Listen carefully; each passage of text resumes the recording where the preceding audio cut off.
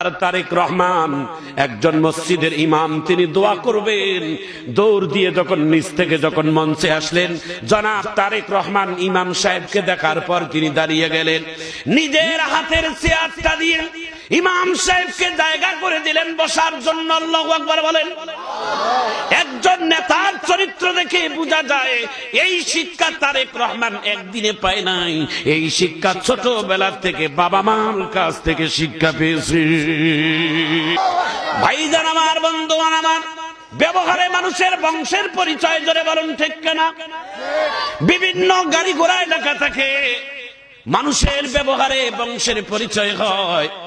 বাংলাদেশের একটা রাজ পরিবারের সন্তান, বাংলাদেশের তিনবারের সাবেক প্রধানমন্ত্রী সন্তান, বাংলাদেশের একজন সফল রাষ্ট্রপতির সন্তান জনাব তারেক রহমান আজকে বাংলাদেশের রাজধানীতে তার নিজ এলাকায় ঢাকার ভিতরে তিনি একটা মায়ের রুহের মাগফিরাতের দোয়ার অনুষ্ঠানে তিনি নিজেই উপস্থিত ছিলেন। তেনার সহধর্মিনী তিনি এই মজলিসের মধ্যে উপস্থিত ছিলেন। ভাইজান আমার, বন্ধুগণ আমার, আগামী দিনের সম্ভাবনা আল্লাহ এত বড় জনপ্রিয় একজন নেতা, নাম তার তারেক রহমান, একজন মসজিদের ইমাম, তিনি দোয়া করবেন। দৌড় দিয়ে যখন নিচ থেকে যখন মঞ্চে আসলেন, জনাব তারেক রহমান ইমাম সাহেবকে দেখার পর তিনি দাঁড়িয়ে গেলেন, নিজের হাতের চেয়ারটা দিয়ে ইমাম সাহেবকে জায়গা করে দিলেন বসার জন্য। আল্লাহু আকবার বলেন।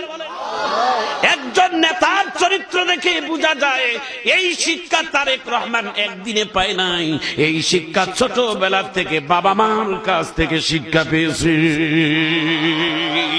জোরে বলুন ঠিক কিনা? অসভ্য, অসামাজিক, লম্পট, বাটপাট বাবা মার কারণে হয়। কথা বলেন ঠিক কিনা? ছোটবেলা থেকে এই সন্তানেরা বাবা মার কাছ থেকে যেই শিক্ষাটা পাবে, এটা সমস্ত শিক্ষার থেকে বড় শিক্ষা। কথা কন ঠিক কিনা? বাবা মার কাছ থেকে ছোটবেলায় শিক্ষা পাবে, বাবা তোমার চাচা চাচির সাথে আমাদের কথা কাটাকাটি হতে পারে, তুমি চাইলে তুমি তোমার চাচার সাথে বেয়াদবি করবা না। কথা কন ঠিক কিনা? আমার ভাইয়ের সাথে আমি, ছোট ভাই বড় ভাইয়ের সাথে সামাজিক ভাবে কিছু কথা কাটাকাটি হতেই পারে, তাই বলে ভাতিজা যাইয়া লাঠি ধরবে, এটা শিক্ষা হতে পারে? আল্লাহু আকবার বলেন। সামাজিক কিছু কারণ আছে বাবা মা, আল্লাহু আকবার।